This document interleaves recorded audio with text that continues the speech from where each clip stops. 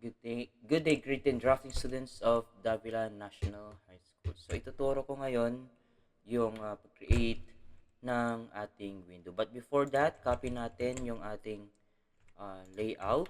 Ayan, copy po natin. Layout po ng ating floor plan. And that will be, copy po natin yon ng 0.15 kasi from NGL to FFL1 po natin is 0.15. Next one, skip po natin yon. Copy ulit natin yung nakopy natin kanina na 0.15, gawin natin 0.1, pataas po natin ng copy. And that will be our, tawag dito, finish floor line number 2 or the FFL number 2. Now, kunin natin ulit yung ating FFL1, yung 0.15 kanina. Copy natin yan, pataas ulit para sa ating lower window sill. Okay, sa pag-copy, make sure po na hindi po dapat nakukuha yung line dito. So, itataas mo lang siya, hindi po yan, or wala po siyang nakukonect na line. Okay, so kunin natin ulit yung ating lower window sill na 0.9 and para sa ating height of door and window that is 1.20. Okay, yung window po natin is 1.20. So, that will be our layers for our 3D. Ang susunod po natin gagawin is ikakopy po natin yung lahat po ng ating doors and windows. So, for this example po, grade 10, is kukunin ko na lang yung ibang yung ibang doors and windows po natin. So, halimbawa, ito, kinopy ko dito, this will be my base point. So, ibig pong sabihin dyan, ang base point rin po natin is this one. Okay, ang susunod naman po is to create a vertical line para sa ating window. So, paano natin gagawin yan? So, dapat create tayo ng line. Okay? Make sure po na nase-select po yung plane surface na kung saan natin ilalagay yung ating vertical line. So, kapag hindi po naka-select po yan, kung makita po natin is naka-blue, di ba? Okay, kapag hindi po natin ma-determine po yung plane of surface, okay, skip lang po natin yan. Pindutin po natin yung 3 lines dito. Okay, tapos piliin po natin yung dynamic UCS. Dapat naka-check po yan. Ang dynamic UCS po ay makikita po rito sa baba sa ating taskbar. So, ibig pong sabihin yan is dapat naka-activate po yan. Ang shortcut po natin sa ating keyboard ay F6. Okay. So, polyline ulit tayo. Ayan. So, anywhere from this line muna. Okay. Tapos, i-move natin yan para sa edge po ng ating window. So, kapag naka-turn off po kasi yung ating F6 or dynamic UCS, ganito po yung mangyayari kapag mag-vertical line po tayo. Hindi po siya mag-straight or hindi po siya mag-vertical line kasi wala po siyang napiling plane of surface. So, ibig sabihin po yan, dapat naka-activate po yung ating F6 o yung ating dynamic UCS. Nabalik po tayo dito sa ating vertical line. So, i-stretch po natin yan. Iaabot po natin dito hanggang doon sa taas ng ating window. Ayan. Tapos, kakopy na lang po natin lahat po sa edges po ng ating doors and windows. Okay? But this time po is ang gagawin po natin is yung example na lang po natin na dalawang window. Ang susunod na po dito, mag-create po tayo ng rectangle para sa butas po ng ating window. Ayan. Make sure po naka-on po ang ating dynamic UCS or F6. Ito po ang ating plane of surface. Ayan. Okay. So, the next thing that we need to do is press pull po tayo. Ayan. Press pull. Ayan. Dapat nakaselect po ulit ang ating ipe-press pull. So, for this time, dapat nakaselect po ang ating rectangle kasi yan po ang ating bubutasan. Okay? So, hindi po tayo maglalagay ng value. Okay? Iwasan po natin na mayroon po siyang ididikit na line. Like for example, meron po tayong green dyan. Okay? So, wala po tayong lalagay na value. Click lang po natin yung mouse. Diretso, may butas na po yan. So, kapag i-check po natin yan, into realistic, may butas na po yan. So, balik po tayo sa 2D wireframe. Bago po tayo create po ng ating frame, kakopy po natin yung ating rectangle. Okay, copy po natin. Tapos, ilalagay po natin dyan sa gitna. So, select po natin. Ulitin ko lang. CO for copy. Ito po yung aking edge. Ayan. Makikita po natin yan kapag nag-triangle na po. That means that is the midpoint of this hole. Okay, pindutin po natin. So, para saan po yan? Para po sa ating glass maya-maya lamang. Okay, susunod na po dyan is offset po natin palabas at paloob yung ating rectangle kanina, yung original po na rectangle po natin ng 0.05. I repeat, yung original po, hindi po yung kinopy natin. Ayan, palabas at paloob. Ayan. So, hindi pa po siya 3D. So, extrude po natin yan. 1, and then 2, yung labas at loob kanina na in-extrude po natin. Ayan. So, ilalabas po natin, huwag po paloob. Ilabas po natin, ayan. Iwasan po natin na mayroon ulit didikit. Okay? Ayan. So, type po natin 0.05 po ulit yung ating frame.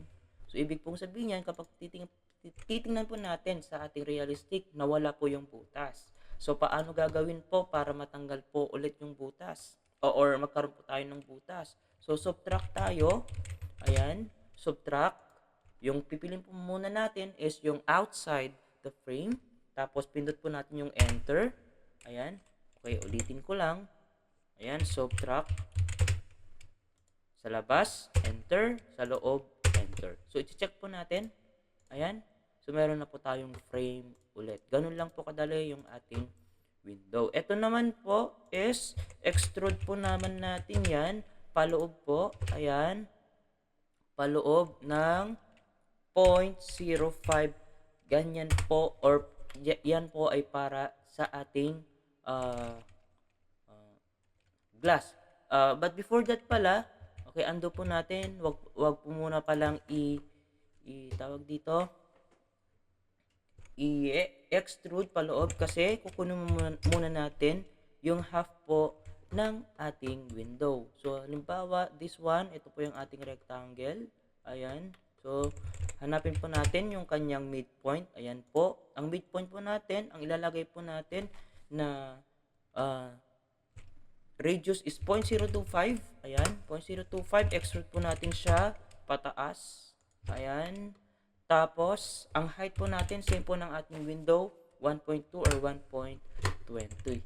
So, ayun, i-extrude ulit natin yon. Ayan, enter. Paloob po tayo ng 0.05, enter. So, check po natin into realistic. Ayan, wala pa po siyang material. Ganun po kabilis ang ating window. Now, kapag tapos na po lahat, ayan, kapag tapos na po lahat, i-extrude po natin itong ating floor plan. Ayan, extrude po natin para sa ating floor, yung layout po natin kanina, extrude po natin yan. Dapat nakaselect po yung ating polyline or rectangle kanina. Ayan, so, enter lang po natin, itataas lang po natin. Zoom out ko kasi kapag naka-zoom in po tayo, mapapansin po natin, bumaba po siya. So, itataas po natin yan. Tatype po natin is 0.16. Okay, 0.16 kasi nga, that is the level of FFL1 and the FFL2. 0.15 plus 0.1, and that will be 0.16. Enter. I-check po natin.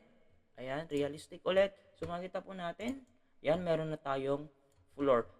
This one naman, okay, ang gagawin na lang po, din po natin dito is to create din po tayo ng rectangle. Yan. Extend ulit din natin to. Ayan, maingay yung aso. Ayan. Okay, tapos rectangle. Ayan. Paano natin makukuha yan? Hindi natin na-extend. Ayan. Rectangle tayo.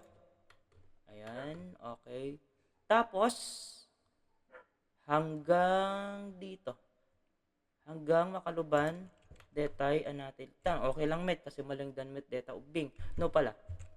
Okay, pwede nating i-extend to. Ayan. Ayan. Ayos na tayo dyan. So, extrude ulit natin yan ng 0.15 kasi magkaiba po ang level po ng ating FFL1 tsaka yung ating FFL2. So, kapag i-check po natin, meron na ho tayong flooring sa labas at sa loob. So, ganun po ang ating floor, ganun rin po ang ating window. At same lang din naman po yung ating door dito. Okay? Okay, para sa ating roof naman, napakadali lang yan as long as panoorin mong mabuti ang video na ito. So, dito ka ngayon sa floor plan na ginawa mo na hindi nakapag 3D. So, create ka rin ng layout mo rito para sa iyong floor. Ang gagawin mo lang is extend mo lang to, yung line dyan, 1 and then 2, kaya nang ginawa mo doon sa floor plan kanina. Tapos, rectangle ka lang. So, rectangle, enter, ayan, 1 hanggang dito. So, meron ka na ngayong rectangle dyan. Now, kakopy natin to. Saan natin ilalagay? Kakopy natin yung dalawa. Saan natin ilalagay? Para hindi ka mahirapan, i-copy muna pataas. Ayan, dito yung aking base point pataas. Ng height po natin, yung press po sa extrude po natin is 3.16. Okay, dito muna para hindi ka mahirapan doon. Okay, ang susunod na gagawin mo is i-trim mo yung tawag dito, i-trim mo yung line. Ayan, paano i-trim? TR, enter, enter. Okay, 1, 2, 3, 4, ayan. Okay, meron pang natira. Ayan. So, ang susunod dito is, i-join mo lang yung dalawa. Join. Ayan, join, wrong spelling, enter. Ayan, so kapag nakapag-join na po tayo dyan, kakopy na lang po natin kung nasan po yung ating base point. Doon lang din po natin ilalagay yung ating base point sa kabila. So, eto na po yung ating para po sa ating roof.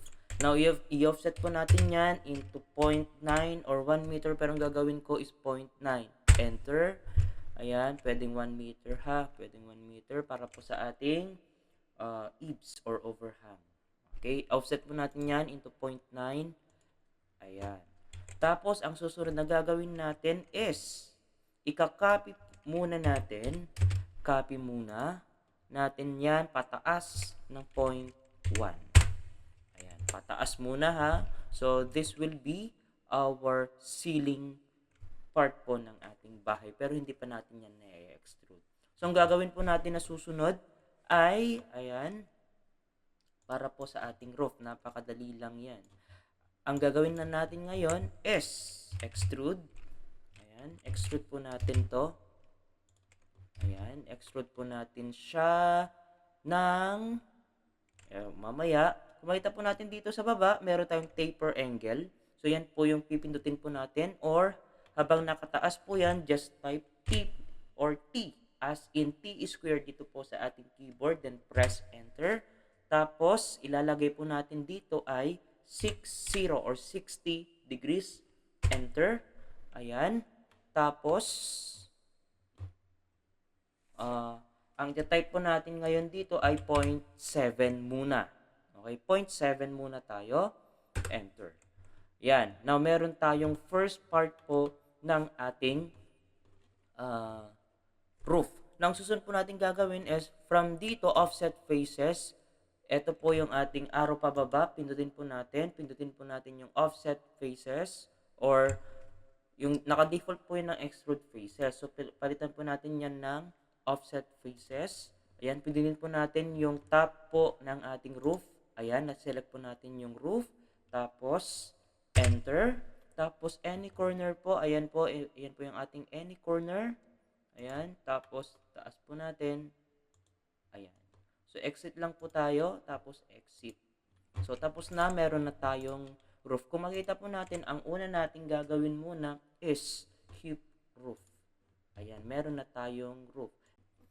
Okay, bago tayo gagawa ng ating ceiling dito, ang gagawin muna natin is mag-create po tayo ng isang gutter. Okay, remember ang gutter po, importante po yan sa roofing po natin. So, paano gumawa ngayon ng roof? Dito ka muna gagawa ng roof na kung saan meron ho tayong plane of surface. So, create po tayo ng line or polyline po tayo para mas mabilis na.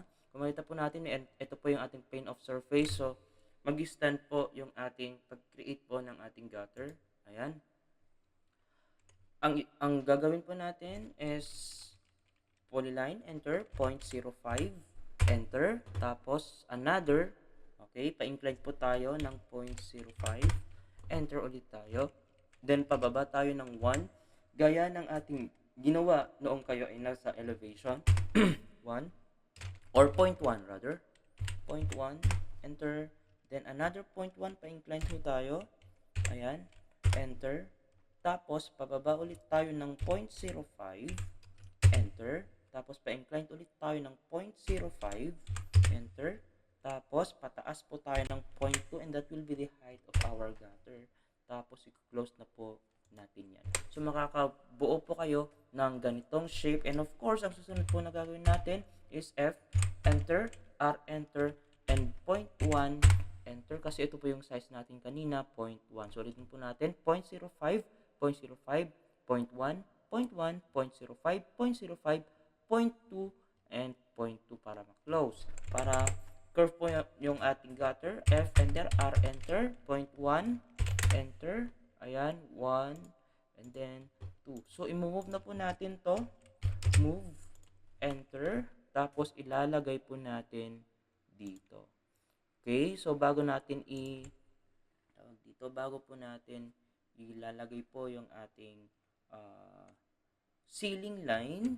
Okay, so copy po natin yan para po sa ating ceiling line. Lalagay po natin dito sa roof. Tapos ang susunod po na gagawin natin ay extrude po tayo. Ayan.